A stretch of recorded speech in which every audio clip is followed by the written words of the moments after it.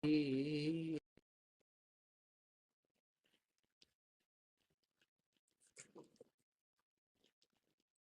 Namo Bhagavate Vasudevaya. Om Namo Bhagavate Vasudevaya. Om Namo Bhagavate Vasudevaya.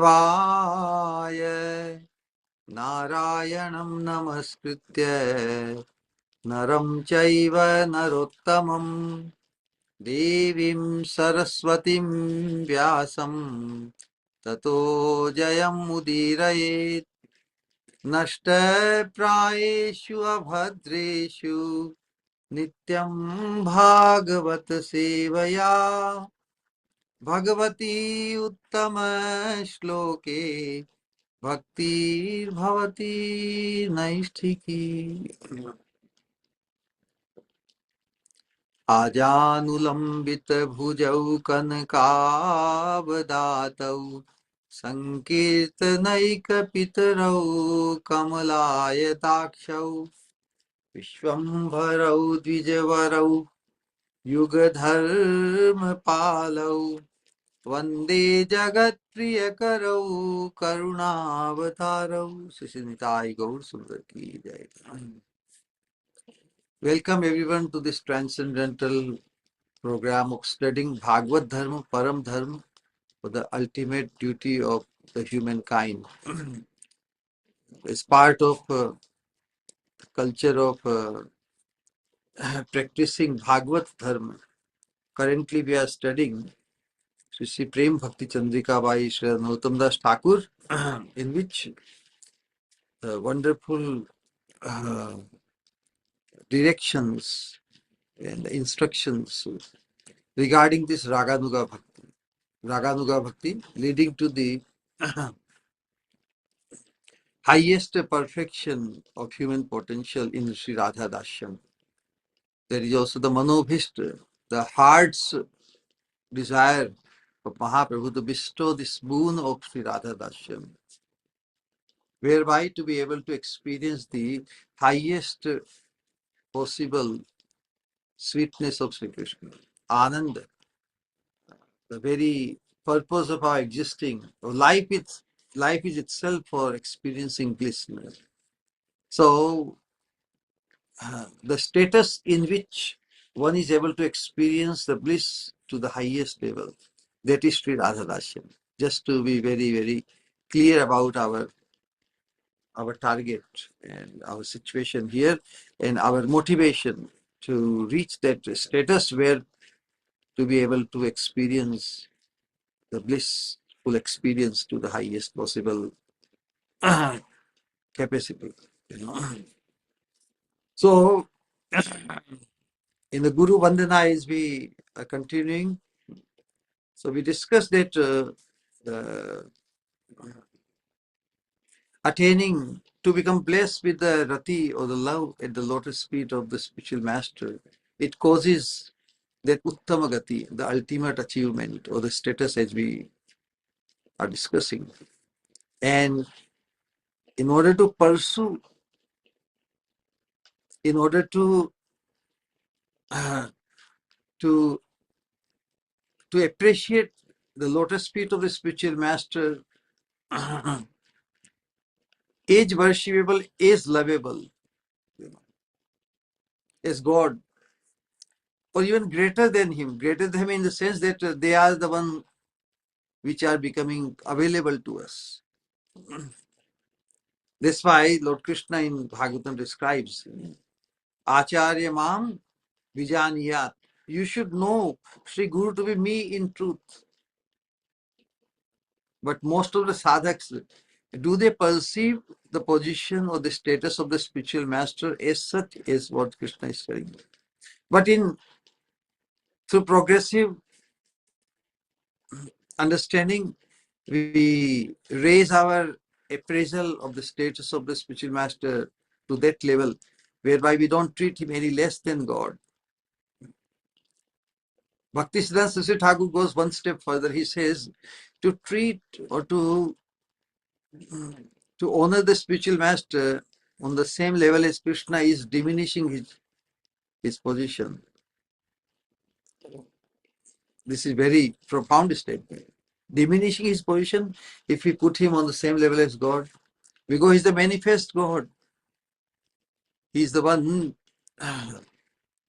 we develop that affinity that will cause us to reach the final destination. So, in order to attain that affinity towards the lotus feet of the spiritual master, we accept his subservience. And what kind of subservience? So it is subservience as if to God himself. Correct? That should be the mood, that should be the fervor, that should be the thrill.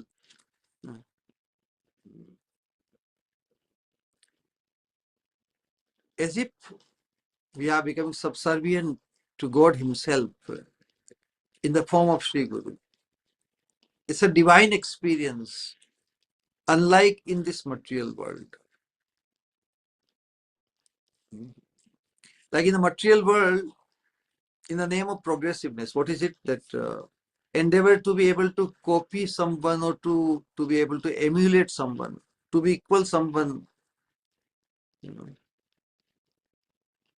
is the way the conditioned souls define material progressiveness. But there is no desire to accept subservience of the person we emulate, we try to emulate forever. Subservience may be temporary, but later on one just wants to go. There is no subservience forever. But on this path to attain the highest perfection, the means, the way is to become Sri Gurus. And to become Sri Gurus is the only way or the means to become divine couples. If one wants to become Radha Krishnas or accepted by Radha Krishnas, the only and only means way is to become Sri Gurus, who is confidential associate.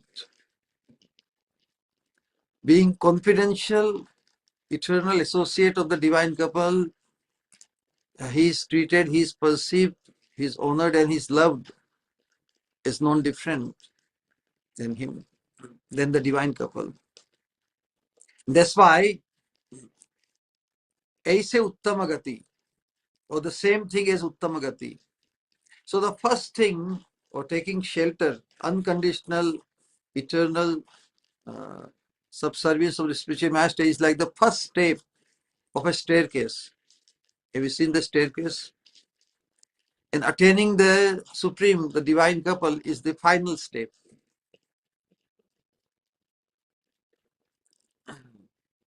So the first step, getting on the first step of the staircase, it guarantees one to attain the final step. So it's the same thing. Rather, it is a very smooth, surest and shortest process to give us absolute success.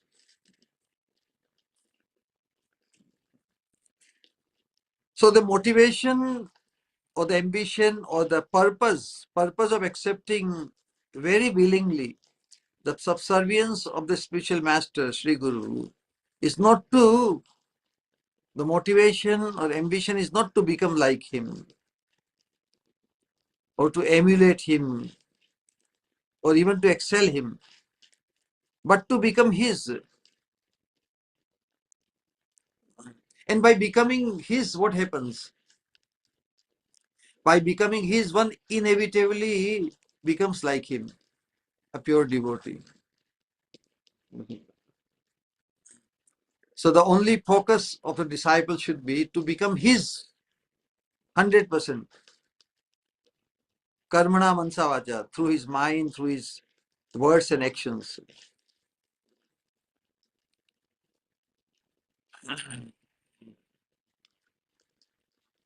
So on this path of pure devotional service, we are not trying to become like anyone in particular, but we are all trying to become a pure devotee.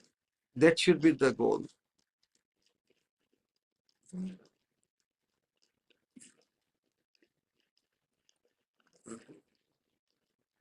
We are all aspiring or trying to become a pure devotee. And every pure devotee is unique, although similar in many ways, or one may find familiarity with some pure devotee. So we are not trying to make a comparison of something. Pure devotee means on the absolute status. So there is no conflict of interest because they all have the same interest. What is the interest? Somehow they're remaining engaged all the way to increase the joy of the divine couple. So there is no conflict of interest. So in a sadhaka's life, Sri Guru is that person, that hero, that ideal, that most inspiring, inspirational, pure devotee. He should not be addressed or considered just a great devotee. My spiritual master is a great devotee. Even to address or think of him just as a great devotee is also offensive. Because he is the greatest pure devotee for me. He is the king. He is the king of pure devotees for me. He is the one whom I have surrendered, whom I have accepted as all in all for me. And that will free the conditioned soul or sadhaka from two kinds of ignorance. Ignorance which causes one to make mistake, and a conditioned soul because he's very much prone to making mistake. That's why the saying that to err is human. That doesn't mean that we remain only human. We have to transcend remaining or being human only. We have to transcend from committing errors again and again and again. We have to become a pure devotee. So mistake is committed due to delusion and illusion. So ignorance of two kinds. Delusion means a lot of distractions for sense gratification. And like there is a saying, Pashyanapi na pashyati.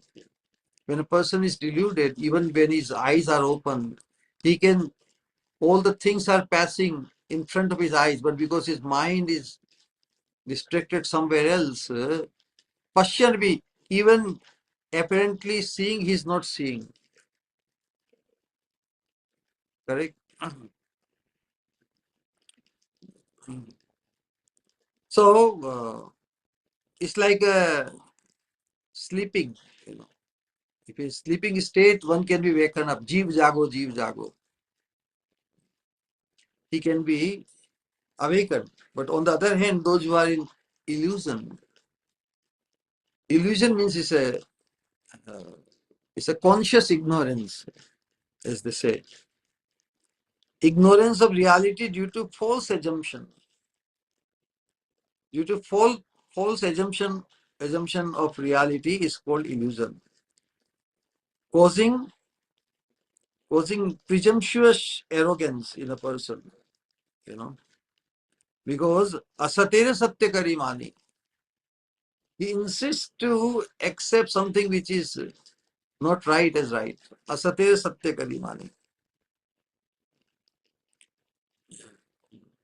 To consider apparent as real is due to illusion. Like we see in the mirage. In a mirage, what appears as water, if one thinks it is water, that is illusion, correct?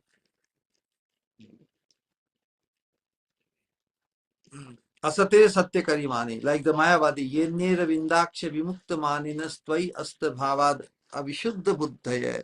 They think that they are in knowledge, they are liberated, they are jnanis, rather than being in knowledge. So maniness means just as you taking for granted, and when somebody takes for granted without knowing it, thinks he knows it, no? Then he becomes presumptuous, arrogance. Tvai asta bhavad avishuddha buddhaya. Because they don't have any dependence or any connection with the Supreme. Tvai asta bhavad. Lord Brahma says, because they don't have any bhava or love for them. Tvai means unto you, asta means without, bhava means any love, because they are bereft of any love for you. Avishuddha buddhaya, their buddhi, their intelligence is avishuddha, polluted. And under the influence of polluted intelligence, what they mean? Aruya krichrena param padam tatha. They make so much endeavor to reach a place and thinking that they have become liberated, they have attained liberation. Aruya krichrena param padam tatha. Patanti adha anadita yushma dangraha, because they have not been able to express their respect and gratitude towards the Supreme Lord. That's why they fall back to their conditional stage. So when a person is able to develop affinity to the lotus feet of a bona fide spiritual master who in Swarup is eternal associate of Krishna, Acharya Mam Vijanya, this principle, this is a very critical statement by Krishna. Acharya, the spiritual master has to be perceived as non-different from Krishna. You should think, you should know, Krishna says, Sri Guru to be me in truth. In reality means who comes in our life. So Bhagavatam 11th canto, Krishna further says, so how to attain that freedom from ignorance and how to become truly situated in pure or transcendental intelligence. The only means is tato du sangam utsrijya satsu sajjeta buddhiman santah evasya chindyanti mano vyasanga mukti bhihi. By his powerful instructions, the spiritual master, one who has genuinely taken shelter of such a spiritual master, out of his great compassion, he will uproot the excessive attachments from the hearts of the disciple by his powerful instructions of transcendence. Santaha evasya chintana. That saintly person, the spiritual master, Sri Guru, who will definitely, eva means certainly, Santa eva asya means of that person who has taken unconditional shelter of the lotus feet of the Sri Guru. Chindyanti, chindyanti, chindyanti uproots or shreds away. Mano vyasanga mukti bhi, all the excessive attachments of the mind. So that is the that should be the motivation to become truly intelligent or to become situated in transcendental intelligence. Is the purpose of taking shelter of the spiritual master. And that this fortune, actually a person becomes fortunate due to the, in Bhagavatam, there is a very amazing sloka where the prayers about the spiritual master or the saintly person or pure devotee coming in the life of a conditioned soul. It is described bhavapa vargo brahmato yada bhave janasya tarahi achyuta sat samagama. Sat sangamo yarhi tadaiva sadgatau paravareshe tvai jaito rati. This is the process. How a conditioned soul attains the rati raso bhavet tivre padayor vyasanardana. Not only becoming freed from all the vices, but to be able to experience the deep attachment of rati towards the lotus feet of the divine couple. How it is possible, made possible? That is a bhavapavargo brahmatu yadaved. The living entity since time immemorial has been wandering remaining entangled in this world of bhava. Bhava means the realm of birth and death. Birth, old age, disease, and death. So this circle has continued. So when this cessation of this circle of wandering, when the muhurt or the time for the cessation of this wandering of the living entity in the material existence comes, at that point he happens to attain the association of a devotees. Janasya tarihi achyut sat samagama. Achyut sat. Achyut means sat means pure devotees. Achyut sat samagama hai. What an amazing thing. Sat sangamo yarhi tadaiva sadgatau. Paravarishitva. And as an effect of becoming receptive to the association of pure devotees, what happened?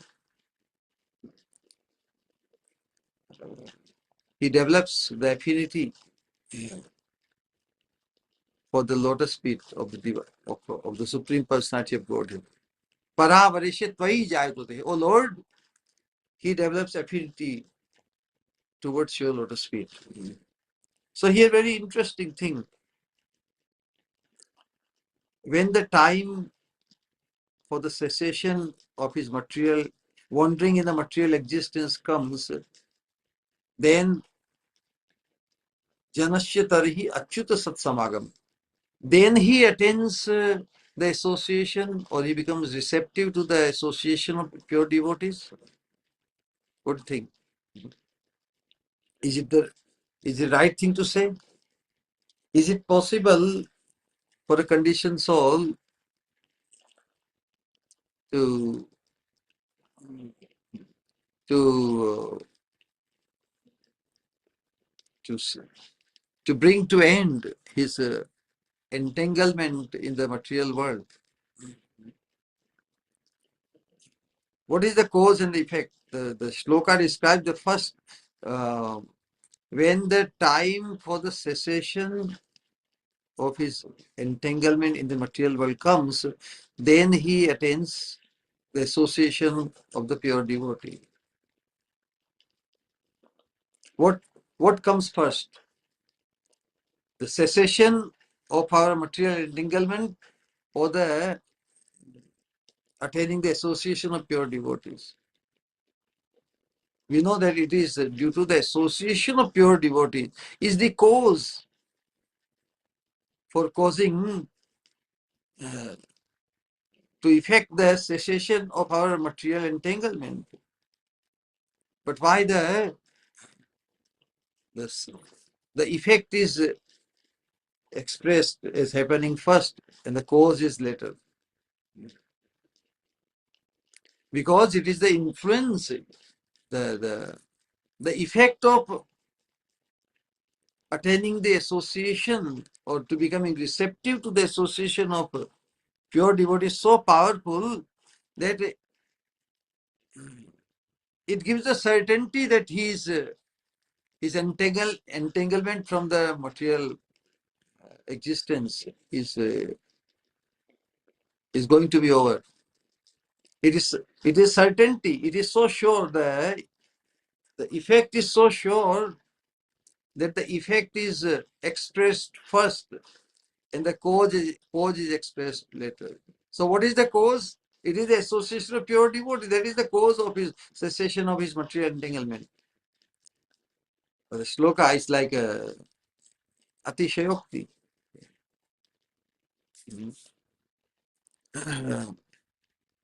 A statement in which the logical order of a cause and its effect is reversed should be understood as a atishayokti, emphasis by extreme assertion. Correct? Although it is stated in the Sloka that when material life ceases, one attains the association of devotees. But in fact, it is the opposite.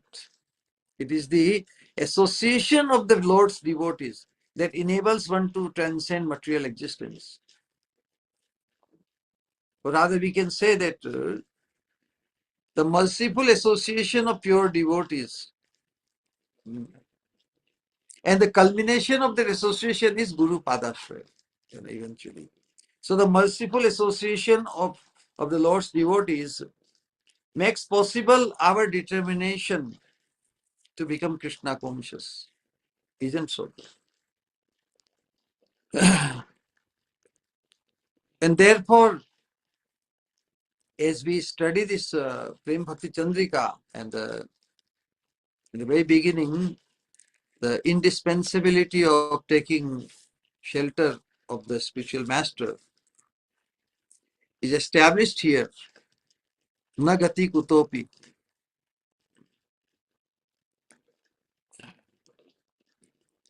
And so we will, the last part of the Guru Vandana describes Shri Guru Karuna Sindhu Adhama Janara Bandhu Lokanatha Lokera Jivana Aha Prabhu Koro Doya Deho More Pad Chaya Aha Prabhu Kore Doya Koro Doya Deho More Pad Chaya Ebe Jashe Ghushuk Tribhuvana. So these are the udgar, these are the expressions, heart's expression of Narottam Das Thakur in appreciation of the spiritual master, Sri Guru, in his life, and how wonderfully he wants to see the glories of the spiritual master glorified. Ebe Jashe Ghushuk Tribhuvana. So how that glory of the spiritual master will be spread all over the world, in the three worlds, So those very profound statements we will be discussing today. Sri Guru is an ocean of mercy, he says. Sri Guru Karuna Sindhu. Adhama Janarabandhu, and the friend of the fallen. Friend of the fallen. So who is fallen? And who is not fallen? So there is a tremendous paradox here.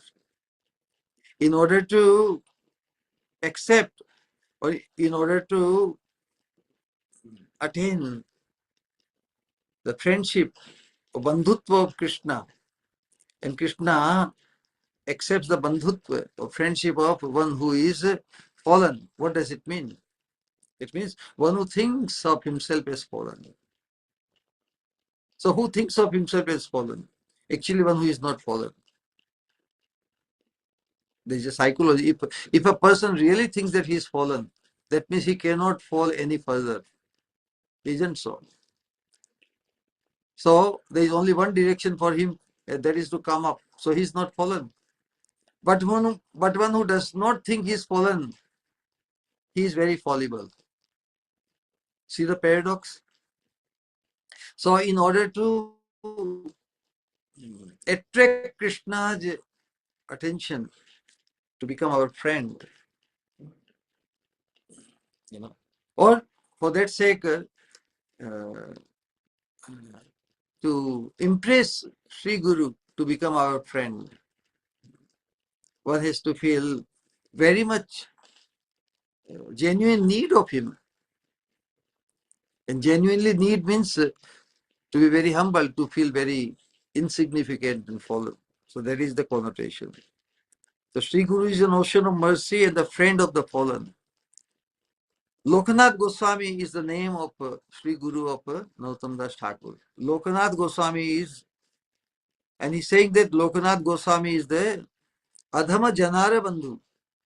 Lokanath Lokere Jivana is the life of the world. Of course, his life in particular no doubt about it. But he's seeing, he's perceiving the glory of his spiritual master is the life of the world, Lokanath. And he's saying, Haha Prabhu Korodoya Deho More Padchaya. O Lord, be gracious to me and give me the shade of your lotus feet. Now let the three worlds proclaim your glories. So, very, very amazing appreciation in the conclusion of this Guru Vandana.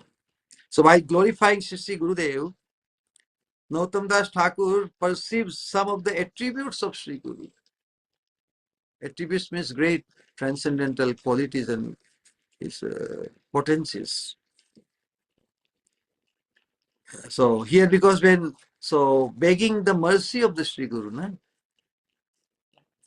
So that's why begging Sri Guru's attributes like compassion, and very humbly he's desiring and supplicating, hankering, praying for Sri Gurudev's compassion while describing the attributes. In prayer, always two parts. Everywhere in Bhagavatam we find prayer. In the beginning part of the prayer is the glorification of his Mahima. You know. And in the last part of prayer is always begging some benediction.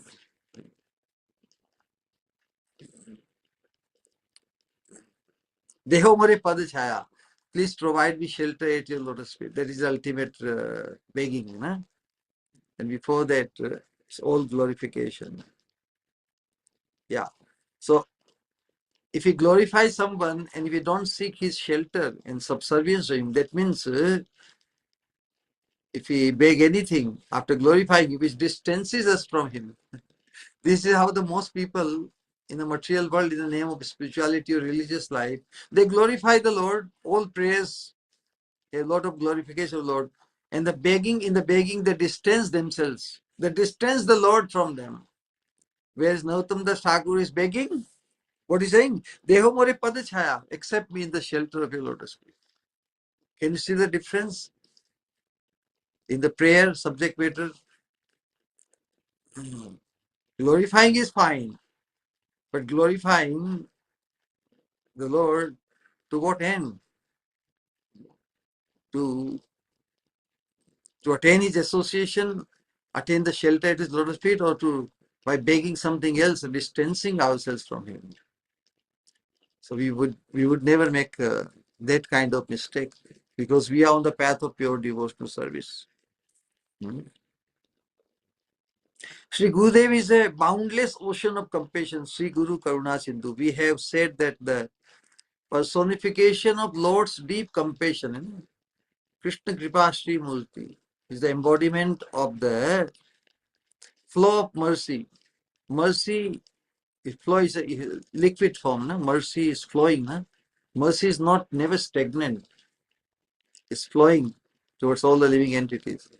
But then mercy, in order to become visible, in order to become perceivable by us, when it assumes or takes the form of solid, when it becomes personified, the way the mercy becomes personified, the Lord's deep mercy, deep compassion becomes personified, then it manifests in the life of a sadhaka Sri Guru. When the heart melts and the mind will remain agitated until and unless that suffering is mitigated. The definition of a compassion. If somebody is compassionate towards anyone or towards us, what does it mean? That the person has to see the misery in us. And seeing the misery in us, or in a conditioned soul, when the Lord's heart and mind becomes agitated or inclined to help the living entity to free him from that misery. So until and unless that suffering is mitigated, he will remain concerned, he will remain agitated, he will not settle until the misery of the person towards whom his heart has melted and mind becomes agitated. So melting of the heart and the mind remaining agitated continues until and unless that suffering of the person is mitigated. This is called karuna or compassion.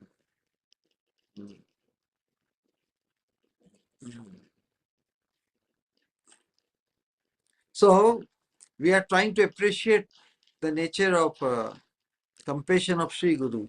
Of course, the source is Krishna, no doubt about it. So when we wish to understand the speciality of Sri Gurudev's compassion, we must first know what is meant by the Lord's compassion.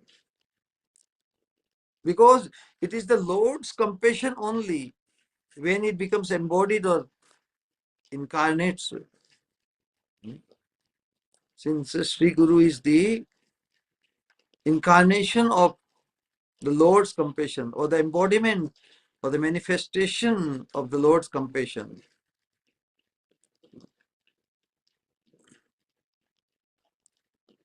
So why would the Lord be inclined to show compassion?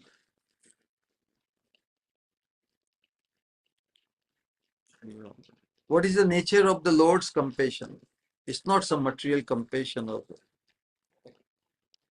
fulfilling some material temporary needs of the body. It is causing desire to cause the ultimate good of the living entity. And this is the Lord's desire. So when the Lord wants to cause the ultimate good in the living entity, and what is the ultimate good? What is the ultimate portion of the living entity? Shreya Kairava Chandrika Vitarnam. Shreya means ultimate good. So what is the lotus of ultimate good? That is the desire to be able to serve the Lord. Anything that causes or that ignites the desire in the living entity to serve the Lord, that is the ultimate good. That is the Param Shreya. So that Param Shreya, how it becomes transpired in the heart of the living entity. That is what, that should be called the compassion. Although Krishna himself is fully satisfied, he is self-fulfilled. He creates a desire to serve in his servants. On one's own, the desire to serve the Lord in a conditioned soul, impossible. So when the Lord desires bestow or show his compassion, he shows in the form of igniting the desire to serve him in a conditioned soul. Although he himself is self-fulfilled, he doesn't need anything or anybody. But he does create a desire to serve him in his devotee, in his servants. So this is like a ultimate well-wishing by the Lord. Suridam. So this well-wishing attitude of the Lord that accomplishes the good fortune of devotional service, and so shows that his heart is melting, and this is called compassion. If the Lord wants to show compassion, he will definitely bestow the highest good. No? His compassion is not like temporary material compassion of the body. His compassion is to cause the ultimate good for the soul. So what is to be understood, appreciated is that although Krishna is self-satisfied, self-delighted, self-fulfilled, it is described that Anandamaya Abhyasat, in his own Swarup, he seeks Anand. Then Swarup Shaktiananda, Krishna, all the Shaktis, Parashya Shakti, Vividhaiva Shruyate, Swabhaviki Jnana Bala Kriya, all the potency, especially Hladini Shaktis, constantly engaged. And other Shaktis are also, in assistance of the Hladini Shakti, are constantly creating new and new ways to increase or provide newer and newer rasas for the Lord. Swarup Shaktiananda. Then Bhakti Ananda. When the conditioned soul becomes a pure devotee, then the loving fervor, pure loving fervor, which manifests in the heart of the devotee, Krishna becomes drawn towards it. So that is true that Krishna is self-satisfied, self-fulfilled, and everything he is sufficient. But it is out of his compassion only that he, uh, he manifests the desire to serve him in the heart of the servants or devotees or sadhakas. Of course, Krishna has the... So what is the attraction? What is the motivation for Krishna? Motivation of Krishna is that he gets new devotees and the loving, new, fresh loving sentiments, pure loving sentiments of devotees. So, Bhakti Ananda. So the Ananda of, due to the feeling of love, uh, becomes manifest in the heart of a devotee. Krishna is attracted towards it.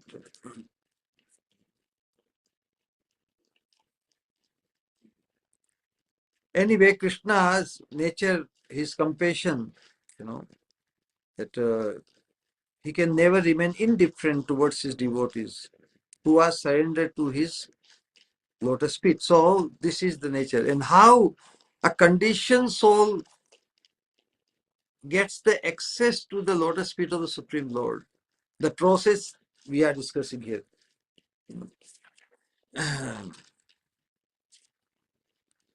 So when a conditioned soul becomes a pure devotee, the, the fervor and the fragrance of pure sentiments of love towards Krishna, Krishna delights in the love of the pure devotees, correct? So first he awakens the desire to serve within his devotees' hearts. For without desiring to serve the devotees, without desiring to serve the devotee's mind cannot merge in the craving for the Lord's service. One does not have the vasana, the desire to serve the Lord, if it is not manifest in the heart of a devotee. He won't crave for the Lord's service. Such eagerness for service is called bhakti. Bhakti, the word bhakti comes from bhaji dhatu. The connotation of bhaji dhatu is to serve. An attitude of service, the purpose of service is to bring joy and satisfaction, anand, to the object of service. So, bhajan means meant to increase the joy of Krishna. So, who does bhajan? Who has the great desire to serve the Lord and to please Him and serve Him and increase His joy? That is true bhajan. If the bhajan is making us self-centered, if the avesh is that I do so much bhajan, it is not bhajan proper. It is the imitation bhajan. It is the time pass bhajan. It is not spontaneous bhajan. In spontaneous bhajan, the avesh is in bhajan.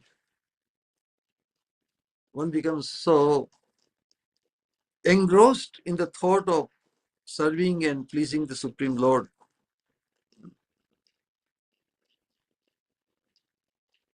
So awakening the desire to serve within his devotees' hearts and granting him the favor of his direct service, because his heart is melting out of compassion and helpfulness.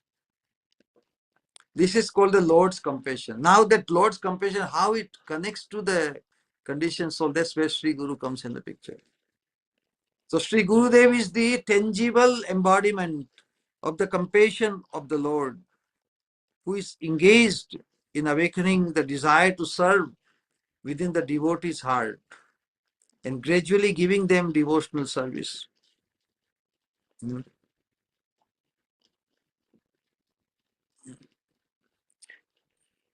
You know, in Brihad Bhagavatam, there is a wonderful description by Sanatana Goswami where Gopakumar is going to different planets. Even when he reaches Vaikuntha, Krishna is very eager to meet him. And, but in order to create that fortune, he does something. He does something for the person who takes complete shelter. मर्त्यो यदा त्यक्त समस्त कर्मा निवेदित आत्मा विचिकीर्षितो में तदा मृतत्वं प्रतिपद्यमानो मयात्म भूयाय च कल्पते वै. A sadhaka, when he does, after taking complete shelter of the lotus feet through bhajan, and what is the beginning of taking shelter of the Supreme Lord? Taking shelter of the manifest God, Sakshat Hari, Sri Guru.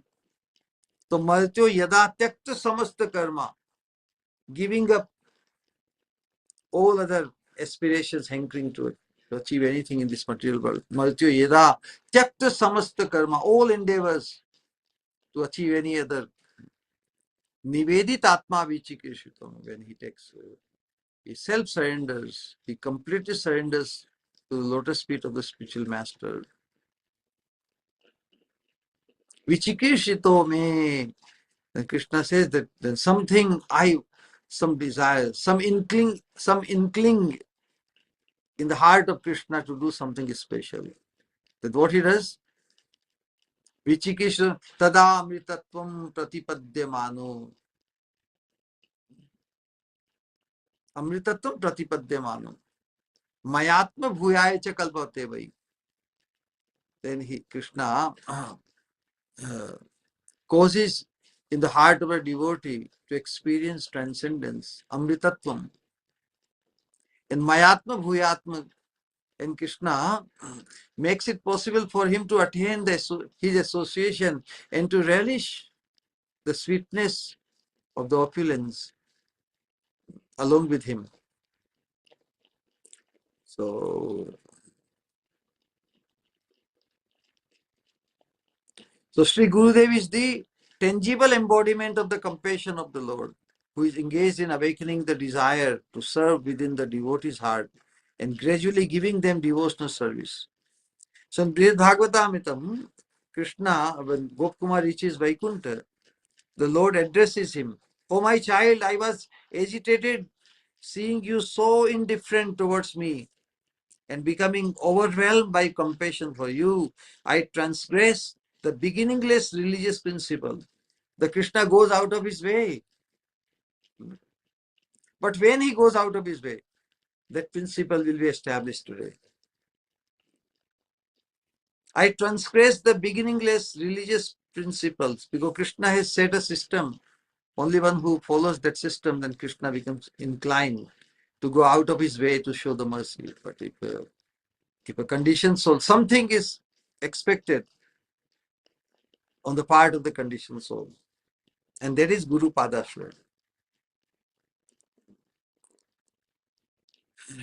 So Krishna says, becoming overwhelmed by compassion for you, I transgress the beginningless religious principles that were established by myself and granted you birth in my own dear abode Govardhana, myself descending there as your Guru. So when Krishna himself manifests as Sri Guru, so anybody who is able to take shelter of Sri Guru, then Krishna accepts him as if taking shelter of himself only. Seeing the miserable plight of the conditioned souls, the Lord assumes the form of the Sri Guru and blesses them, the conditioned souls, with the priceless gift of prema. Since the grace of the Lord in the form of Guru is boundless, since the grace of the Lord in the form of Sri Guru is boundless, Sri Guru is Karuna Sindhu. So Karuna Sindhu, the original, the source of all Karuna is the Supreme Personality of Godhead. But that Supreme Person who is so far-fetched, far-stretched from us, he becomes so personally becomes available to us in the form of Sri Guru. Therefore, since the grace of Lord in the form of Sri Guru is boundless, Sri Guru is Karuna Sindhu. He has to be honored. He should be given all the credit which is due to Krishna, should be given to, because he's the Krishna manifest in our life, customized manifestation of Krishna in our lives. So he's like the. So Sri Guru is Karuna Sindhu, an ocean of compassion. And in another sense also, the speciality of Sri Guru's grace can be understood. How?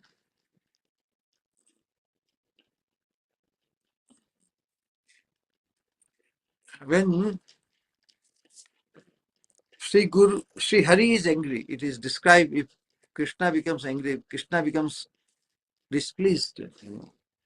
Sri Guru can protect the devotee, but when the Sri Guru is angry, no one can save him. Hence, Sri Guru must be pleased by all means.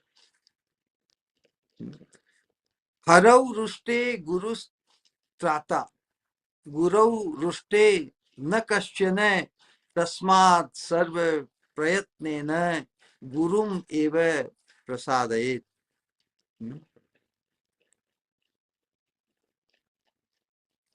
What a beautiful says.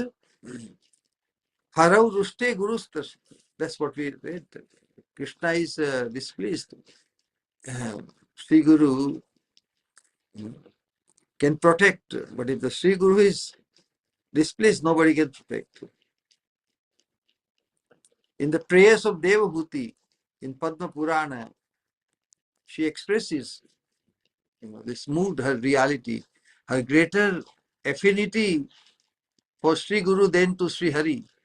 The scriptures, they all describe that we should develop love for Sri Hari, Krishna, correct? But Devabhuti is expressing that if my devotion, to Sri Guru is greater than my devotion to God, because Sri Guru is directly manifesting. So the person we see with our senses here and all these things, the affinity is more feasible to develop love for Sri Guru who is directly manifest to us than to Sri Hari or Krishna who is yet to manifest in front of us. So she is very expressing her realization, saying that bhaktir yatha harau mesti tad varishta guru yadi mamasti tena satyena samdarshayatu me hari. If I have more devotion for my Sri Guru than for Sri Hari, can anyone say that? If one can genuinely say that, only this can be said only genuinely. It cannot be said just for the sake of saying or informality. It could be our wish that one can say this, that if I have, or since I have more devotion for my Sri Guru than for Sri Hari, then on the strength of this truth, Sri Hari will grant me this audience. So Krishna is the supreme truth, correct? So in order to connect to the supreme truth, one has to be truthful. Does anybody know what is the greatest austerity? What is the greatest austerity? To be truthful. To remain truthful, to be truthful is the greatest austerity, the most difficult thing to follow. So in truthfully express one's heart without any duplicity.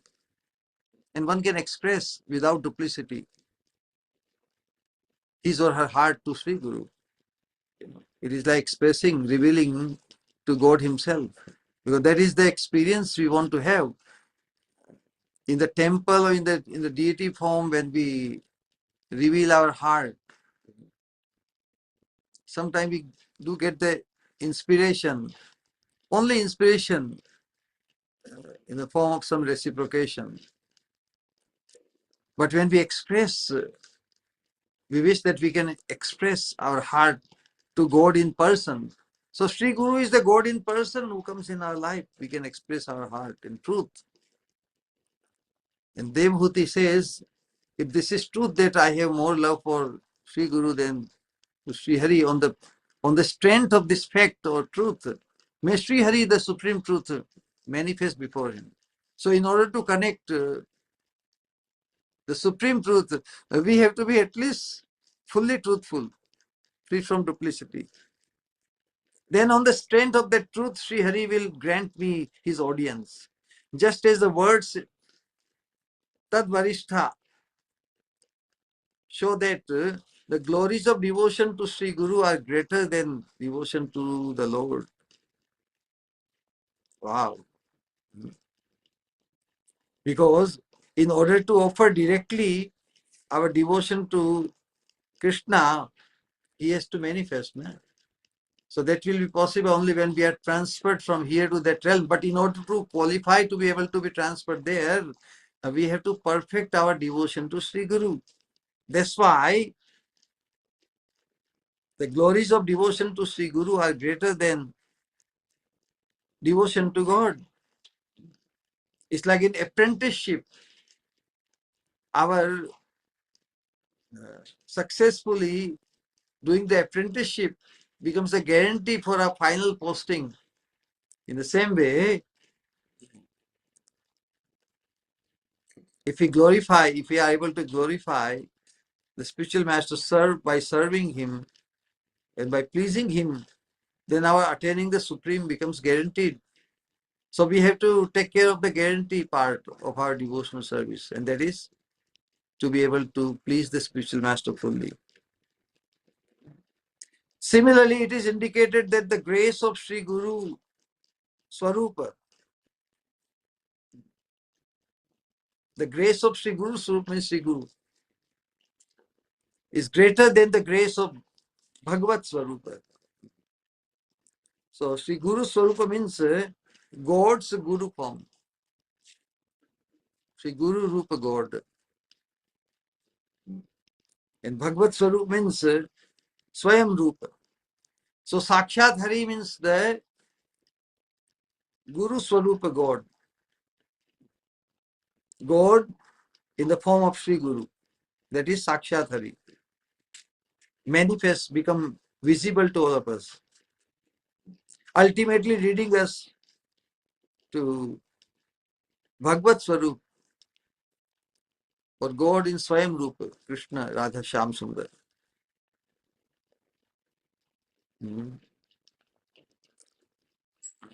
So Sri Gurudev is glorified as Karuna Sindhu. Since he is the most merciful of all, we can perceive his mercy to the absolute or highest end. Adhama Janara Bandhu, then he says, although Sri Gurudev is an ocean of compassion, the devotees that surrender to his lotus feet must feel to be low and fallen. Adhama Janara Bandhu. If somebody feels not low at all, but very puffed up, very, very elevated.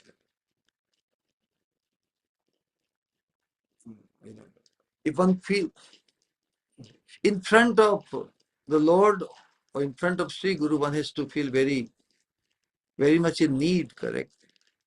We should express our sense of neediness.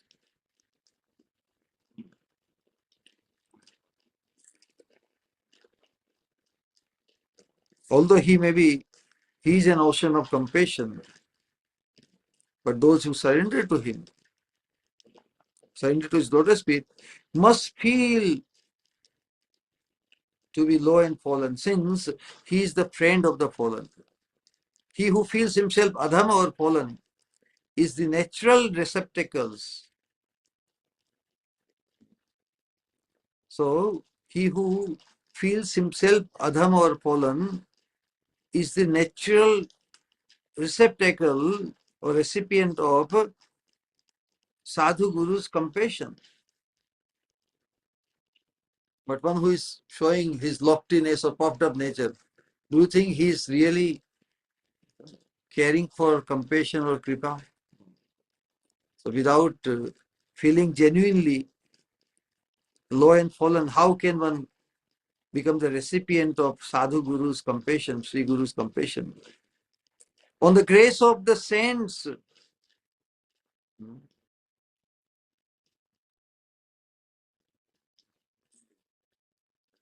So what the saints do, what the Sri Guru does, seeing the miserable plight of the conditioned souls, the saintly persons shower them with their grace. And this is not some kind of reciprocal, oh, you show respect and surrender. No. The compassion of the saintly person is out of their natural compassion towards the conditioned soul. Their showing compassion or grace is not dependent on worship of the saints by the conditioned souls.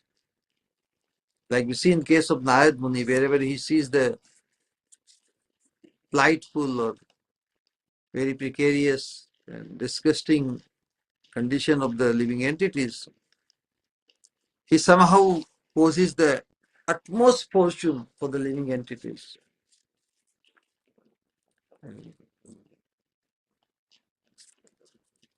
So, same thing counts for the grace of Sri Guru. Some people are intoxicated, you know. Now, a sadhaka should be very, very watchful. You know, in a neophyte state, his perception could be not absolute, or most conducive to attain the ultimate grace of Sri Guru.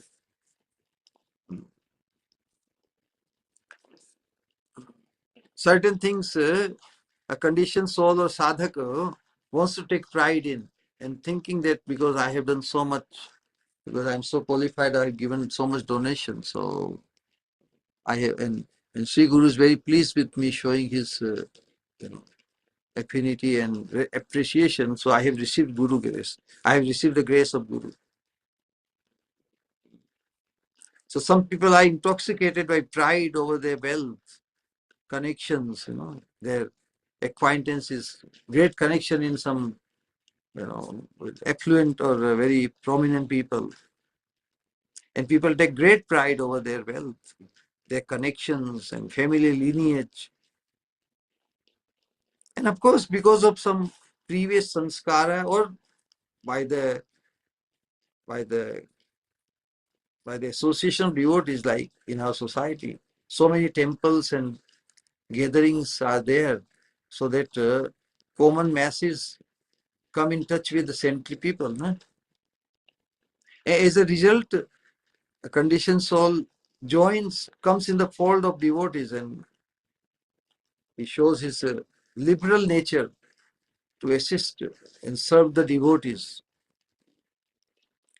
So, a person who serves Sri Guru according to his means, with his money, with his connections and lineage, and Sri Guru out of natural compassion and appreciation. And when they see the natural satisfaction of Sri Guru, who is the embodiment of eternal joy, they think that they have been blessed with the sufficient grace of Sri Guru. Sri Guru is always so pleased with me, always appreciates me. However, intoxicated he may be by wealth and enjoyment.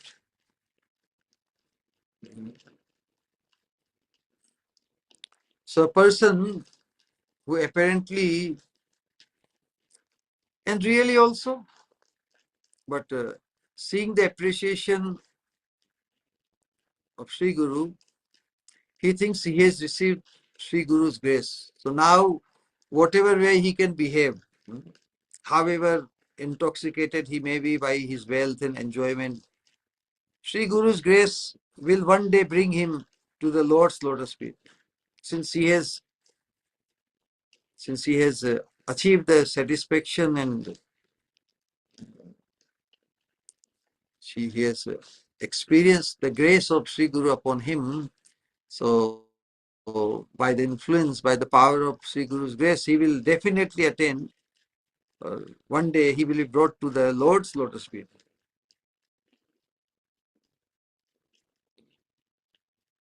So here, in order to enlighten such conditioned sadhakas, Nautam Das Thakur is saying, beware, Sri Guru is adhama janara bandhu. They never think, such people never think they are adham, they are fallen, or they are low. They think they are very elevated and they are very special. They are privileged. And because they are so privileged and they have served so much by donating so much, by bringing so much service, So they have achieved the Guru's grace. But Guru's grace, Guru's full grace is achieved only by those who have that humble demeanor. Such people who always consider themselves to be low and fallen are the impeccable objects. Certain objects, unfailing objects, certain of Sri Guru's compassion, receiving, receptacle or recipient of Sri Guru's grace. Correct? Only those who consider themselves to be low and fallen are the certain recipients of Sri Guru's compassion. Sri Guru's grace will never allow the object of his compassion to rot in the stinking gutter of hellish sense gratification. So those who are endowed with so much wealth and prestige, power, position, they think they can continue their sense gratification style and still because they have received Guru's grace, they will be transferred to the lotus feet of the divine couple. But Sri Guru's grace will never allow the person or the recipient of his compassion to rot in the stinking gutter of hellish sense gratification. A person who has attained real grace becomes absorbed in exclaiming, "Ha ha, Guru Kripa." One has to beg, cry out. Guru Kripa is not cheap. Thinking that we have done something, we have like doing something. You have to beg it. You have to cry for it. The grace awakens such humility. Actually, this is the symptom of one who has received the real grace of Sri Guru. The effect will be that the grace awakens such humility in him that a stream of ambrosial bhakti rasa will shower him and always keep him immersed in Sri Guru's lotus feet. One who has really received the true or pure grace of Sri Guru, he will become more greedy for more grace.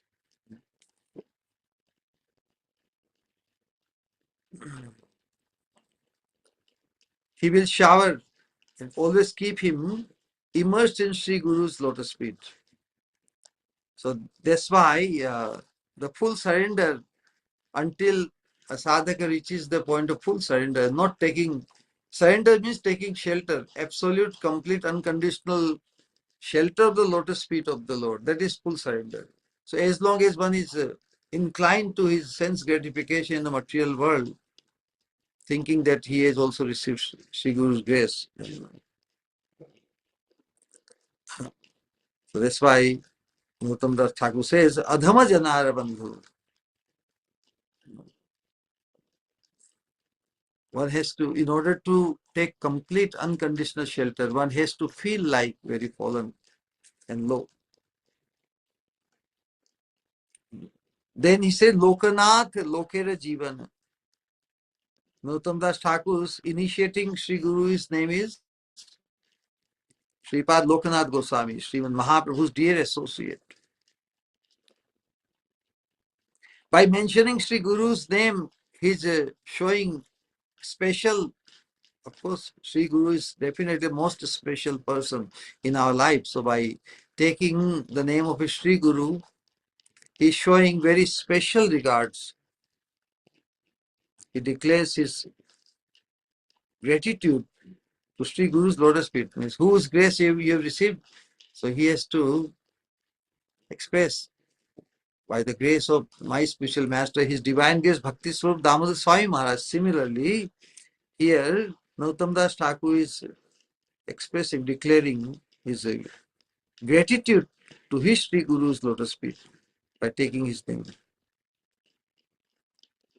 For all the spiritual treasures he attained by Sri Gurudev's mercy, which he mentioned in the previous three padis, correct? All the mercy, Krishna Prapti, Uttamagati, all these things. He also mentions in a hidden manner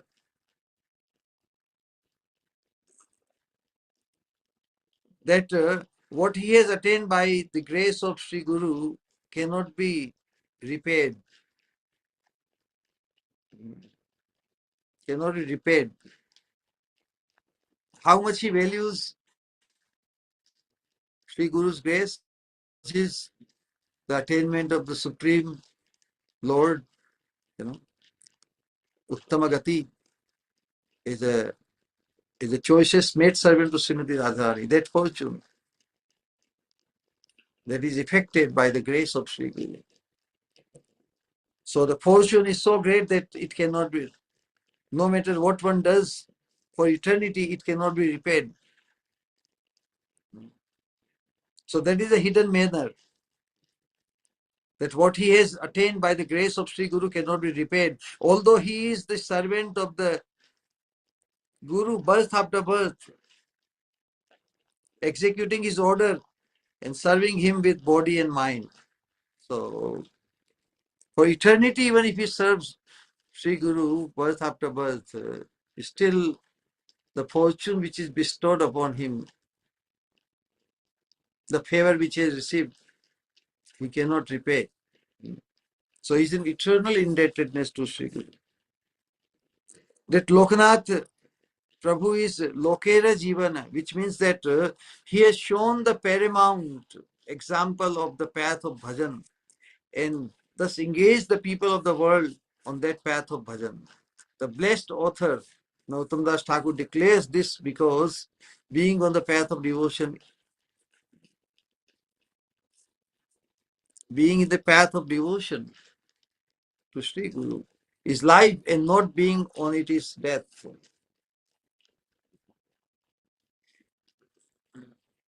Of course, Lokanath, Loka means the whole universe existence. Lokanath, who can really be Lokanath? Only Krishna, correct? But that is status of being Lokanath. Lokanath means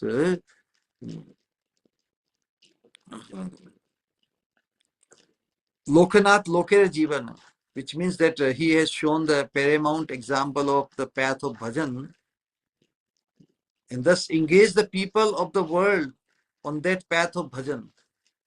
Even the glories of his spiritual master, whose name is Lokanath Lokera Jivana, he has ignited the spiritual life in many a soul's hearts.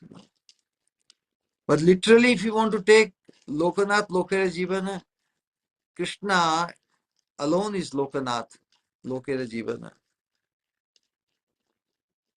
So that's why the another meaning of Lokanath Lokera Jivana is that Sri Gurudev is the Lord of the whole world. Sri Gurudev is the Lord of the whole world and the life of the whole world. So in this respect, he reveals two more confidential attributes of Sri Gurudev. So two categories, Samashti Guru and Vyashti Guru. Our personal individual guru is called Vyashti Guru. Vyashti means Vyaktigat, individual. And Samashti means all-inclusive Guru. So Lokanath Lokera Jivana, Lokanath means the whole universe, the Lord of the whole universe. There is Samashti Guru, addressed to Krishna.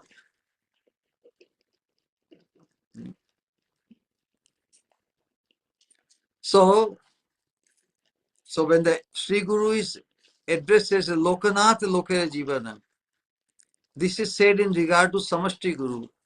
In the form of the Samashti Guru, the Lord is eternally present in his eternal abode. This Samashti means all-inclusive Guru is the direct incarnation of the Lord. In order to free the conditioned souls, this is to be understood very well. Now the Samashti Guru or the Lord himself, Krishnam Vande Jagat Guru. Krishna is celebrated as the Guru for the whole universe, Lokanath Lokera Jivan. That is Samashti Guru. So in order to free the, now what he does, what is the role of Samashti Guru? In order to free the conditioned souls that are grasped by the falsehood and ignorance, constantly scorching in the fire of the three material pangs, Adi Devik, Adi Bhautik, Adhyatmik. The miseries caused by other living entity, miseries caused by one's own body and mind, misery caused by the natural calamities beyond his control. So, in order to free the conditioned souls that are grasped by the falsehood and ignorance, constantly scorching in the fire of the three material pangs, bound by the shackles of sensual attachments, the Lord, who is filled with boundless and causeless mercy, assumes the form of the Samashti Guru. So one Samashti Guru, Krishna, so he assumes the form of Samashti Guru so that they can attain the Lord's lotus feet.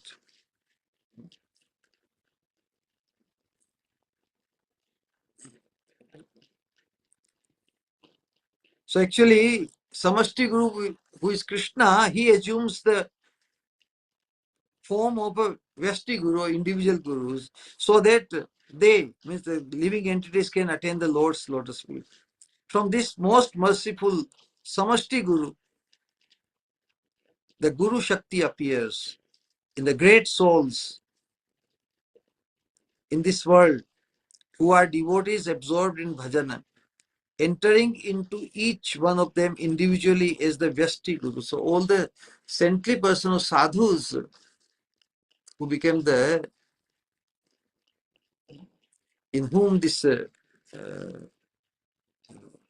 Guru Shakti uh, is transferred from Samashti Guru or Krishna or all-inclusive Guru, uh, that Guru Shakti appears or is transferred or manifests in the heart of the great souls of this world, in the saintly people, who are devotees absorbed in bhajana, entering into each one of them individually as the Vyashti Guru. So those who receive, those who become the receptacles or recipient of that Guru Shakti from Samashti Guru Krishna, they are called Vyashti Guru, individual Guru. So whosoever that recipient of mercy comes in our life, he becomes that Vyashti Guru or our individual Sri Guru. This Samashti Guru, Krishna, is manifest in all individual Gurus in this world to rescue the people of the world from the grip of Maya and give them devotion to the Lord. Thus, he means the Samashti Guru Krishna, becomes or remains Lokanath Lokera Jivan. So the Vyashti Guru, the all-inclusive Guru Krishna, when he manifests the Guru Shakti in all the individual Gurus, then through them he becomes Lokanath Lokera Jivana. This is how he enlightens the conditioned souls. So all the credit Sri Guru gives to the Supreme Lord, but the disciple gives the all credit to his individual Vyasti Guru. So while having such a great vision of the glories of Sri Guru, Sri Narottam Das Thakur most anxiously prays to Sri Guru, "Ha Prabhu karo daya deho more pad chaya, ebe yeshe gushuk tribhuvan." This is tremendous.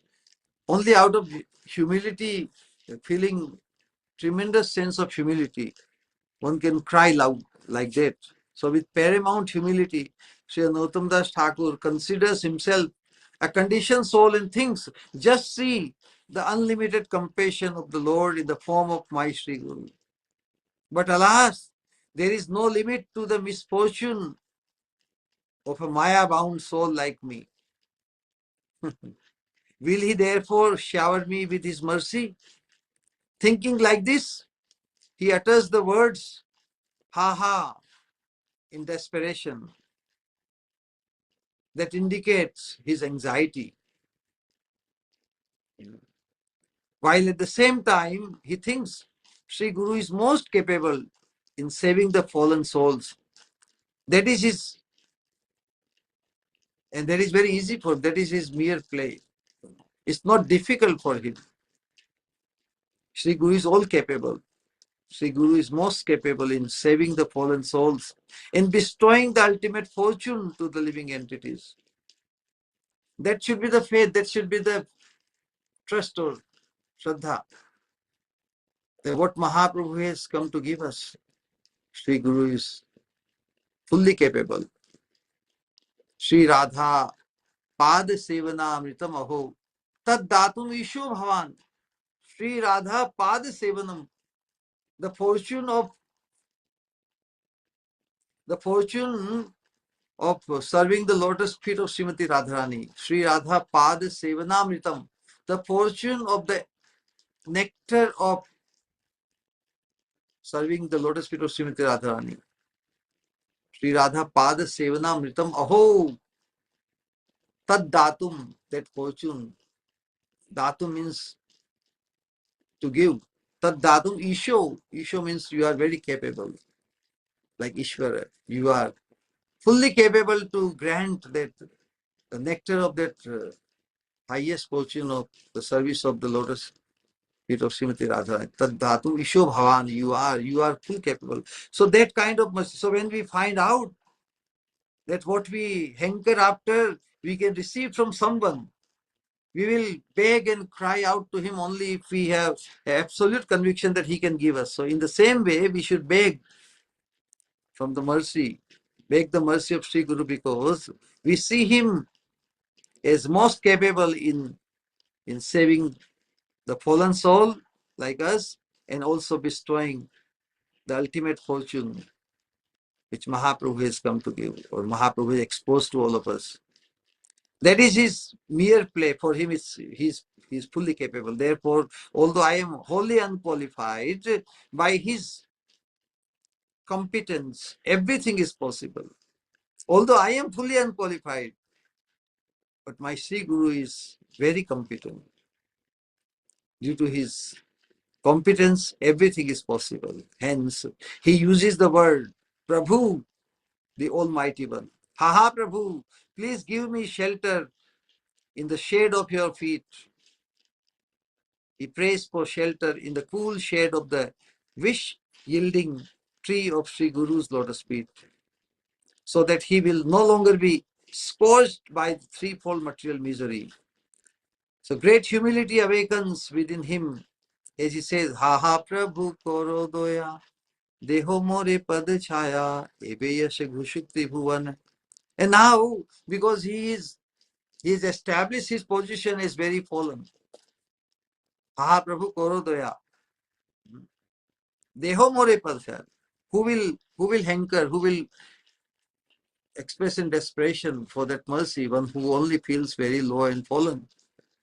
So if you grant, so the supplication is, if you grant an unworthy fellow like me shelter in the shade of your lotus feet that are like wish fulfilling or wish yielding trees, your fame of Redeemer of the fallen will be announced throughout the three worlds. See how expert, pure devotee Lokanath Nautam Das Thakur is establishing his position as very fallen, and he knows that Adhama Janara Bandhu, Sri Guru is the true friend of those who consider themselves fallen. So in order to attract his utmost mercy, he is establishing and supplicate in supplication. He is crying out, Ha ha Prabhu karo daya deho more. Please provide me shelter at your lotus feet. If you provide that shelter, then I will definitely become the recipient of the ultimate mercy. And if you can rescue by providing shelter under the shade of your lotus feet, a person like me, then your glory as the Redeemer of the fallen will be announced throughout the three worlds. Eve yes Gushik Tribhuvana. So if I cannot become the recipient of your causeless mercy or ocean of mercy, if you are not perceived that glorious subjectively, personally by me, then how can I participate in glorifying you all over three worlds? But if I have experienced the touch of your mercy by having been given the shelter under the shade of your lotus feet, that means now your glory can be spread. Ebe jes Gushuk Tribhuvana. Your fame of Redeemer of the fallen, because I am fallen. So your fame as the Redeemer of the fallen will be announced throughout the three worlds. Ebe jes Gushuk Tribhuvana. What a wonderful expression of gratitude and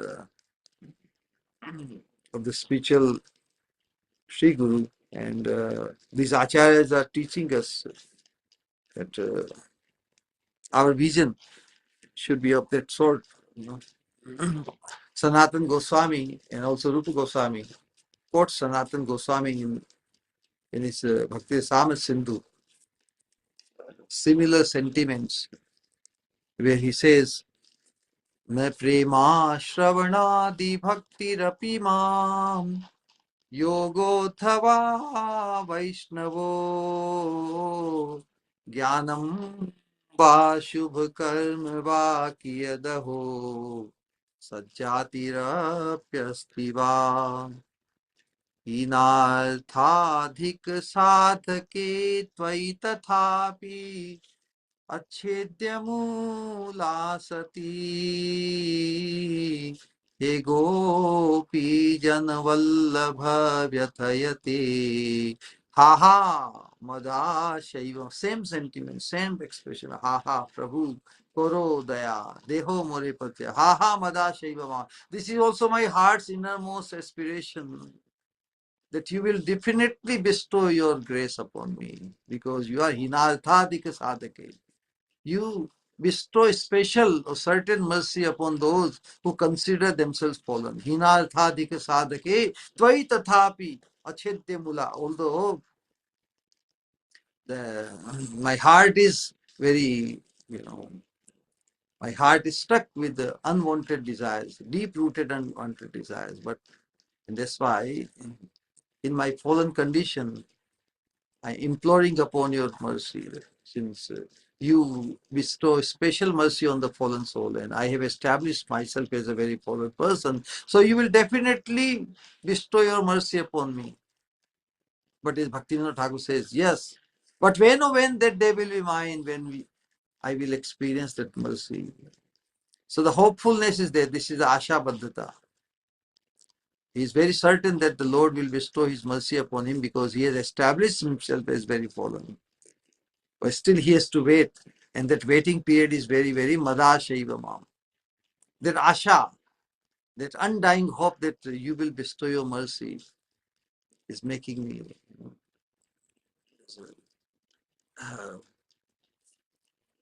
feel the pain. Something like that. So, na prema shravanadi bhakti rapimam yogo thava vaishnavo. Na prema shravanadi bhakti rapimam. So he is disowning all the wonderful qualities. Because if we adopt and identify and claim to be that glorious, with decorated with so many wonderful devotional qualities and prestige, then it will be very difficult to prove that one is very fallen and low, correct? But Krishna is hinarthadhika sadhaka, adhama janara bandhu. So that is same connotation. Everybody is, every sadhaka must memorize this sloka. Na prema shravanadi bhakti rapimam yogothava vaishnavo jnanam va shubha karma va yadaho sajjatirapyasti va inarthadhik sadhake त्वयि तथापि अच्छेद्यमूला सती हे गोपी जनवल्लभ व्यथयते हाहामदाश. So this asha baddhata, most critical stage in this raganuga bhakti, sadhana bhakti.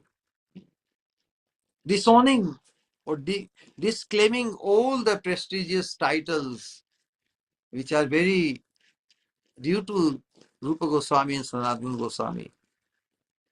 Oh my Lord, I do not have any love for you, nor am I qualified for discharging devotional service by chanting and hearing. They are endowed with all these wonderful qualities. Nor do I possess the mystic power of a Vaishnava, knowledge or pious activities. Nor do I belong to a very high caste family. They belong to high caste Brahmin families. On the whole, I do not possess anything, although they possess everything. They have wealth, like anything. Still, oh beloved of the gopis, because you bestow your mercy on the most fallen, I have an unbreakable hope that is constantly in my heart. That hope is always giving me pain. What is that unbreakable hope? That since because you bestow your mercy on the most fallen, and since I have established myself as most fallen, so there is unbreakable hope that you will definitely make me the recipient of your ultimate mercy, of showing up, becoming the object of my vision. And that unbreakable hope that is constant in my heart is giving me pain. That hope is always giving me pain. That I will receive your ultimate mercy, but I will definitely, the hope that I will definitely receive your ultimate mercy, but when that day will be mine, is giving me pain. Hare Krishna, Krishna Krishna, Hare Hare. Hare Rama, Rama Rama. Nitai Gaur Premanande, Hare Hare. I think I can stop here. Thank you for your participation, your patient listening. If anybody has any question or anything they would like to share.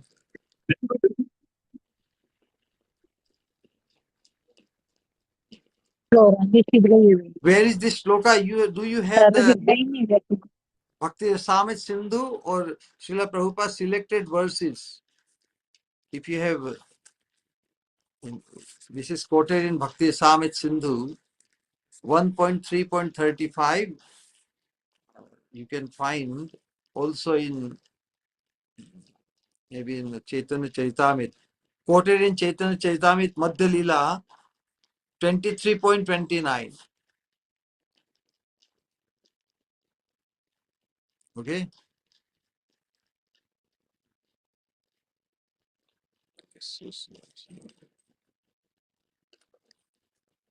Hare Krishna.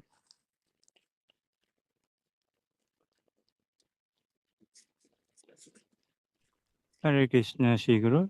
Dandavat Pranam, Shri Guru. Hare Krishna, welcome. Fascinating satsang, Shri Guru. A few times would have listened to Guru Vandana and in participation with devotees, might have read the translation as well, Shri Guru. But never ever this blissful, real, this meaning or this understanding or depth or reality of it never struck my conscious, never struck my heart, Shri Guru. Also, this attitude in Krishna consciousness, Shri Guru, living this indispensable attitude, Shri Guru, in Krishna consciousness is my prayer, Shri Guru, under your lotus feet, seeking for this blessing. How our acharyas, they denounce anything auspicious or whatever, they denounce and firmly taken shelter of the lotus feet of Shri Guru. Not claiming anything, yes. Yeah. Although they have it. Yes. That's the thing.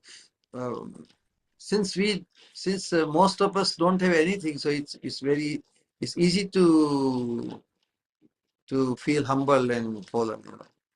But they are showing the example that in spite of being endowed with all the wonderful qualities and all the means, everything, anybody, they are worth taking pride and, but they know that they will be the stumbling blocks on the way to attain the ultimate mercy of the divine. So they value the ultimate mercy of the divine or the Supreme Lord much greater than the value of all their accomplishments.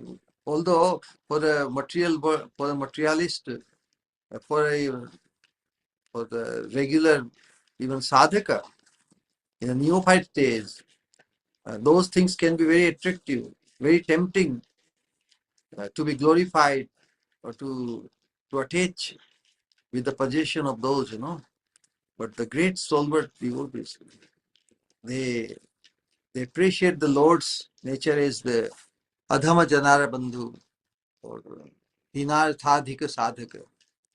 So one should be prepared to let go everything, whatever spiritual or material achievements one has acquired or achieved. It's nothing in front of attaining the supreme, ultimate mercy. To be able to come in the direct association with Lord, what we will need to hold back? Nothing. Correct? Absolutely nothing. Hare Krishna. Beautiful, Shri Guru. This is the prayer. If I can genuinely, by your mercy, realize my fallenness, my patit situation, and can genuinely take shelter of your lotus feet forever. Shri Guru, one question in satsang, and another thing, Shri Guru, listening your satsang, it comes out so vibrant that claiming is real bondage, Shri Guru, as you say, and that acknowledgement is liberating. It is like coming to a state of acknowledgement, Shri Guru. It feels like actually I'm breathing now. I feel light, I'm breathing now. And all your discourses, Shri Guru, complete package, complete humility. And somehow, if I can, by your grace, divine grace, if I can genuinely situate myself in that consciousness that I'm nothing, but I would like to be even a shadow of your mercy, Shri Guru. Shri Guru, a question. And Satsang, you mentioned this Bhavapa Vargo, the meaning of it, how the cause and effect, Satsang coming to our devotees, coming to our life is the real cause, and the effect is that is what will liberate us and take us further more towards the Nikunj Seva. Shri Guru, is the message same in Bhagavad Gita, Lord Shri Krishna speaking to Arjuna, Yesam tu antagatam papam jananam punya karmanam. Te dvanda moha nirmukta bhajate mam dhrida vrata. That in order to be Drid word vrata in Krishna consciousness. It's coming across devotees is the real freedom from sinful life and the freedom from the sinful reactions of life. Fortune. What is a fortune? Is it out of it is due to our fortune that we receive devotees association, or it is the association of devotees which causes our fortune? What is the fortune? What is the cause of fortune? Generally people say, oh, somebody is very fortunate because he's by great fortune he received the association of devotees. That's one. But actually, it is the association of devotees that causes his fortune. Isn't so? Unless he becomes receptive to the association of devotees, he remains unfortunate. He may be considered fortunate from worldly point of view, but in real sense, our fortune, our real spiritual fortune, or ultimate absolute fortune, comes or is ignited when we are able to receive, when we become the recipient of the association of devotees.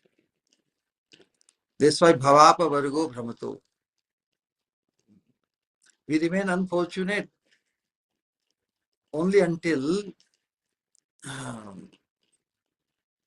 we receive the association of pure devotees. Although the association of devotees is made available to the human society in every way, but only when we become recipient to it, we become favorable to receive the association of pure devotees, our fortune becomes exposed, We realize our true fortune, because ultimate fortune is to attain the association of the Supreme Lord, the divine couple, in Manjari Bhava Upasana, to attain the maid servanthood of Srimati Radhika Rani. That is the ultimate fortune Mahaprabhu has come to expose to all of us. Other fortune that will keep us bound to this material world, but the fortune of attaining the association of pure devotees, that will take us to the ultimate fortune and not remain stuck with the temporary perishable fortune of this world. Hmm?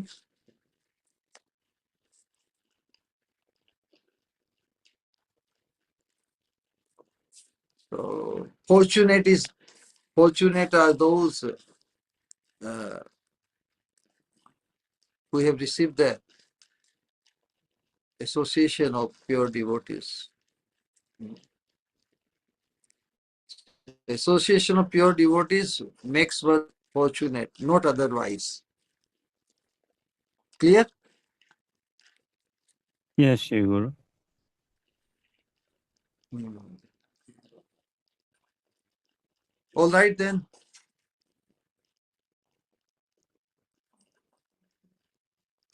Pranam Shri Guru.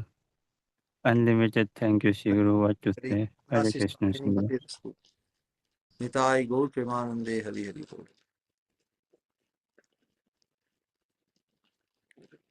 Hare Krishna.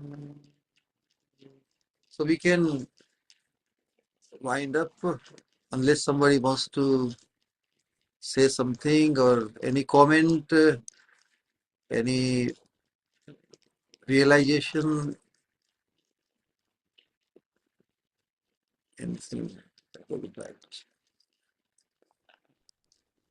Hare Krishna, Shri Guru. Sandar Pranam, Shri Guru. Shri Guru, one more question, Shri Guru. We are actually so blessed, Shri Guru, that we have been given Guru Ashtakam to sing, relish, everything, live, and also Guru Vandana. And Shri Guru, there is no difference right, between Guru Ashtakam and Guru Vandana in the message of it, in the purity of it.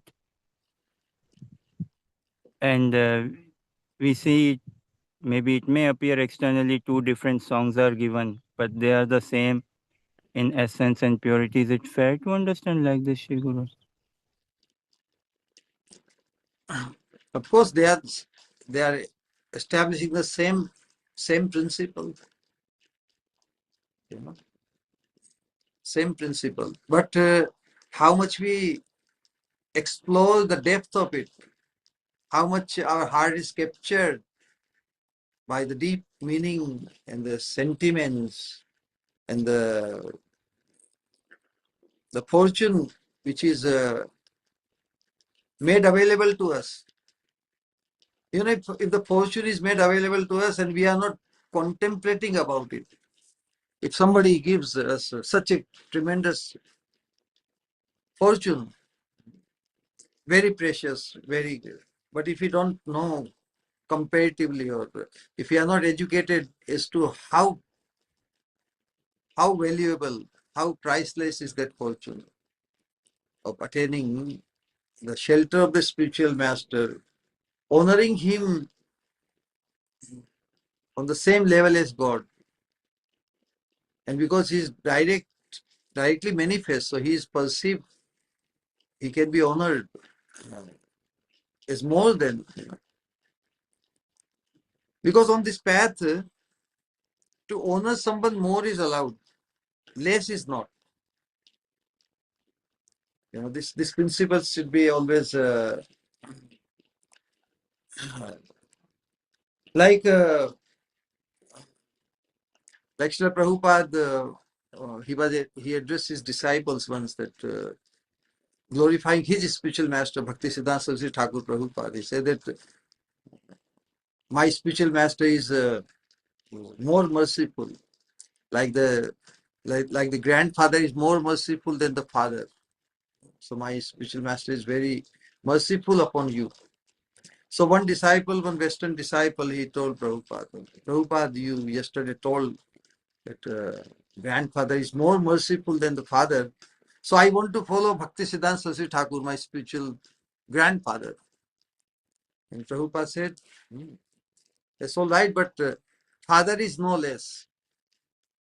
So just by honoring somebody more, it doesn't, like in a material world, there's a duality. Correct? If you give somebody more honor, but those who are on the absolute platform, nobody can be given less. So yes, grandfather can be shown more honor, but father cannot be given less honor. Less is not allowed, more is allowed. So in the same way, one can honor, and apparently we can see that our own spiritual master, we show more honor, more worship, more gifts, more glorification, because he's personally available to us. Dealing with him is personal. So apparently it appears that we are showing more glory and more worship and more love to our spiritual master than even to Krishna, who is standing in the deity form, or even previous acharyas. You know. Don't we show apparently and really also? Because on this path, apparent and real difference is not in duality. So apparently also and really also one is expected to show the highest or greater worship and love to one's spiritual master. This is what Krishna says to Uddhavji. Mad bhakta pujyabhyadhika. Mad bhakta pujyabhyadhika. My devotee, in our case, our Sri Guru or spiritual master, is worthy of greater worship than Krishna. And that is what pleases Krishna ultimately. All our endeavor is meant to please Krishna. And Krishna says that my devotee who is very dear to me, if he is shown greater worship than worship to myself, that is more pleasing to me. So naturally, the spiritual master is always worthy of our highest respect honor and love. Aise uttama gati. Sri Guru charane rati. Aise uttama gati. And if you can realize this fact, you should crave.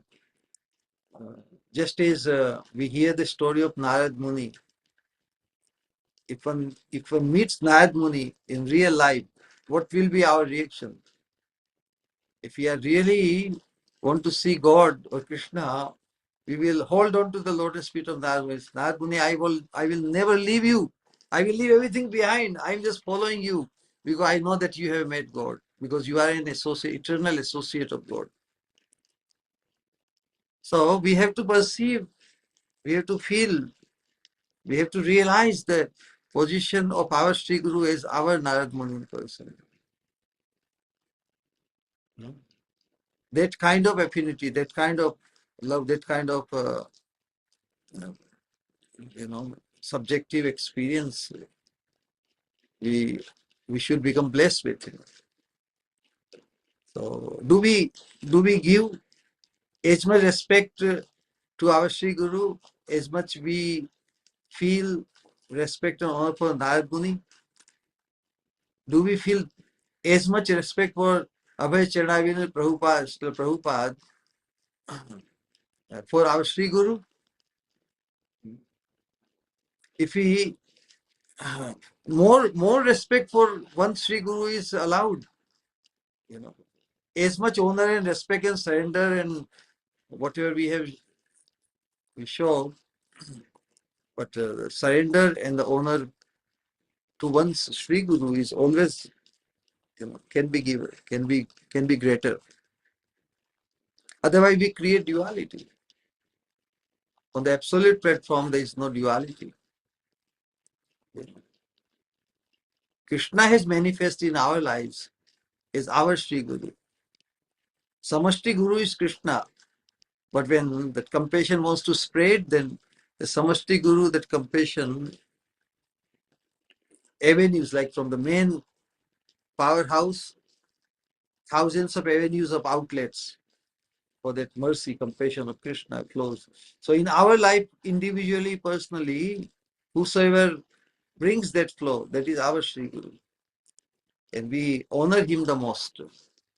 Sri Guru is not merely a great devotee for us. He is the greatest. He is the king of pure devotees. He is the purest devotee who comes in our life. So we have to maintain that kind of highest regard for the spiritual master in order to become fully blessed. Because unless he is perceived as the most blessed, how can we expect to become fully blessed? So his status is the highest in our perception, in our estimation, and in our realization also. Hare Krishna. Hare Krishna, Pranam Shri Guru. Shri Guru, I have a question.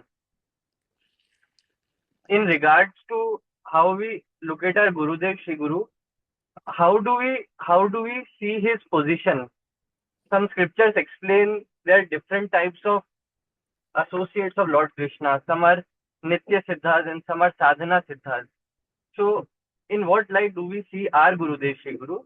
Do we see him as a Nitya Siddha devotee of Krishna, or do we see him as a Sadhan Siddha devotee of Krishna? Sajat Rupa Goswami Sajatiya Shesh Nigde Sadhu Sange Swatovare. After establishing in the beginning, out of the 64 limbs of devotion, the first 3 limbs are Guru Padashraya, Diksha, and getting education, all this. Then why we take shelter? Because Sajatiya, ultimately, what we hanker, we hanker to attain the same aspiration is manifest in his heart. Sajatiya Ashaya means aspiration. So if we are hankering, if we have a desire to have if you have the same hankering as is manifest in the heart of the spiritual master. So what is the hankering of the spiritual master? One must be able to spot it first. So your very question is, means we have to appreciate, we are appreciating the spiritual master at what level? What is his heart's aspiration? And with regard to at what status we should think of, him as an associate of Krishna, associate of Srimati Radharani. We should be able to perceive him as a choicest maid servant of Srimati Radharani. Because that is the bhava, that is the sentiment, that is the manjari bhava, which is churning in his heart. So if we don't aspire for the same, if we don't hanker for the same sentiments, how can we receive from him? If we don't think that what we hanker, he has it, how can we hanker from him? So that's why our perception, the sadhaka's perception of the Sri Guru's status has to be sajatiya. And Swatovare, he is to be perceived as the most blessed. He has to be perceived as so much more advanced than oneself, that one never thinks of becoming equal to him or excelling him. Rather, it is the process of eternal subservience, because he is so much more advanced than myself. So no matter how much advanced I become, I can never match him. So I can always think of receiving more and more mercy from him. So to see him as a eternal associate of the divine couple, in accordance to the sentiment which we are also aspiring. So if you have taken shelter of the spiritual master with that aspiration, and, we hanker to become blessed by him. Sankramit udahan Bhagavati achilo bhavo yad bhagavat sangatah. By associating him or accepting subservience of him to that effect, that we also become sankramit or contagious by the same sentiment or bhava which is manifest in his heart. All right? Otherwise, it won't be a sajatiya sangha. So we should be very clear about who the spiritual master is for us. If you don't value him at that level, then how can our aspiration be fulfilled? Then we will have to take the shelter of someone else. Sri Guru is fully capable to give us what we are hankering after.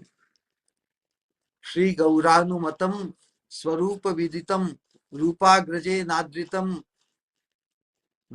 Rupadei Pariveshitam Raghuganai Aswaditam Sevitam Jivadei Abhirakshitam Shukha Shiva Brahmadi Sammanitam Sri Radha Pad Sevanamritam Aho Taddatum Isho Bhavan. O Sri Gurudev, you are fully capable to grant me what Mahaprabhu has come to give us, what Rupa Goswami has exposed, what Raghunath Das Goswami has released, what Jiva Goswami has protected through scriptural reference, and what is venerable from the very distance by Shukdev Goswami, Brahmashi Vityadi. They have no access to it. That rare fortune of Sri Radhadashyam, you are fully capable to bestow upon it. So that should be the attitude, that should be the appreciation, that level of for the spiritual masters. All right? Very beautiful, Shri Guru. It is always most fascinating to hear unlimited glories of Sri Guru from your lotus mouth. Because when we hear glories of Sri Guru from your lotus mouth, we get the desire to attach ourselves to the words of Sri Guru more and more Shri Guru. Thank you so much, Shri Guru. Although thank you is never ever sufficient. Hare Krishna, Shri Guru. Dandavat Pranam. Thank you, everyone, for your participation. And Nitai Gaur Premanande, Hari Hari Hari Hari Bol. Hare Krishna. We will chant the Hare Krishna Maha Mantra minimum 3 times with love and honor for our dear Shri Guru. Hare Krishna, Krishna, Hare Hare Krishna, Krishna, Krishna Krishna, Hare Hare, Hare Krishna, Hare Hare Rama, Hare, Hare Hare Rama, Ram, Rama Ram Rama, Hare Ram, Hare, Hare Hare Hare, Krishna, Hare Hare Krishna, Krishna, Krishna Hare Krishna, Krishna, Hare Hare, Krishna Hare Krishna, Rama, Hare Hare Ram, Rama, Ram Rama Ram, Rama, Hare Hare, Hare Hare Hare, Krishna, Hare Hare Krishna, Krishna, Krishna Hare Krishna, Hare Krishna, Hare, Krishna Hare Krishna, Rama, Hare Hare Hare, Rama, Hare Rama Ram, Rama, Hare Hare Ram, Hare. Ram Ram, Hare Hare. From the core of our heart, we will say Om Vishnupad Paramhansa Parivrajakacarya Ashtotara Shatshi Srimad His Divine Gracious Swamini Kripa Murti Bhakti Swarup Govind Maharaj ki Jai, Jai. Jai, जय जय Jai. गुरुदेव जय जय गुरुदेव Gaur Premanande, Hari Hari Hari Hari Bol. Nitai Gaur Premanande. Pranam Shri Guru, Hare Krishna. Pranam Shri Guru. Hare Krishna, welcome, Sri Swamini Mati. Pranam Shri Guru.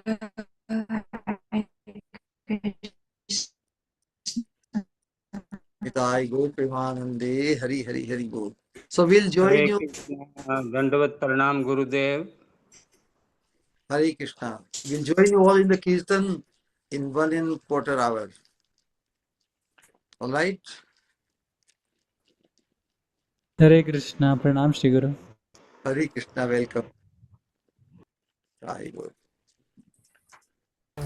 Hare Krishna, Shri Guru Pranam. Hare Krishna, welcome. Andrea, Amanda, you wanted to say something? You raised the hand.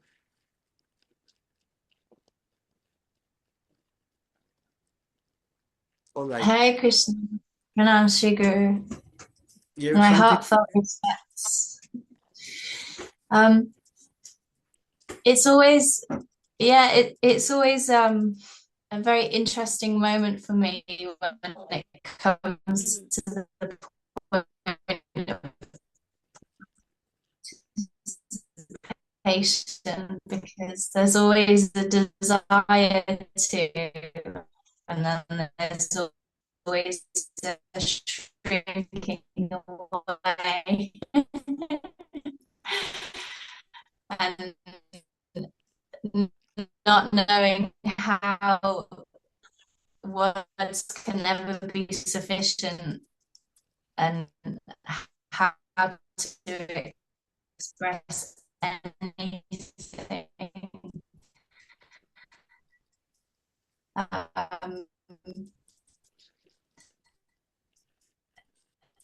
I was just reflecting on how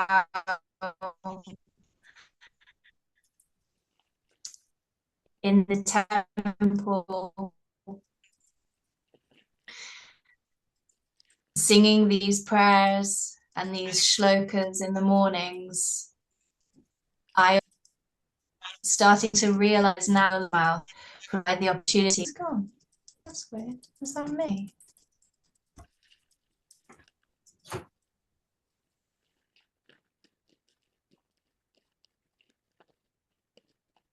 Nitai Gaur Premanande, Hari Hari Hari Bol.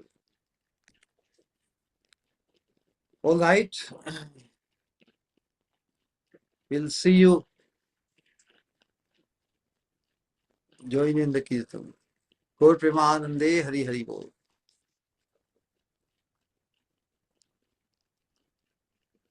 Hare Krishna, Pranam Shri Guru. Hare Krishna, Nitai Gaur Premanande Hari Hari Bol.